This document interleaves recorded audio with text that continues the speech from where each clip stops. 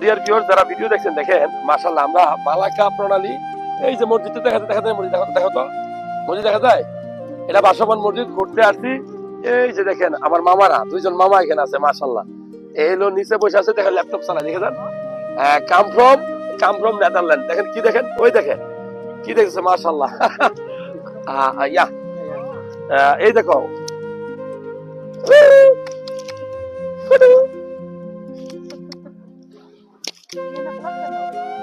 Your baby, Yes, yes. ও তো হ্যাঁ, বাচ্চা বলছে নাকি? You come from Netherland, Netherland, Holland? Yes, yes. Your baby. yes.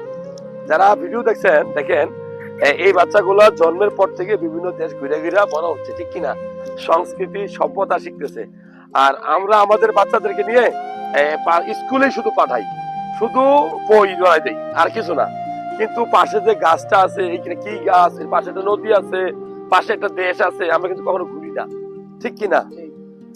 আমার কাছে মনে হয় আপনার বাচ্চা শুধু বই পুস্তকে যদি মেধাবী বানান, সে বই পুস্তকে মেধাবী হবে, বাইরের জগৎ দেখবে না। আমরা দেখেন, আমি সাঁতারও কাটতে পারি, গাছে উঠতে পারি, পাহাড়েও চড়তে পারি, বাট আই এম নট মেধাবী, ঠিক আছে?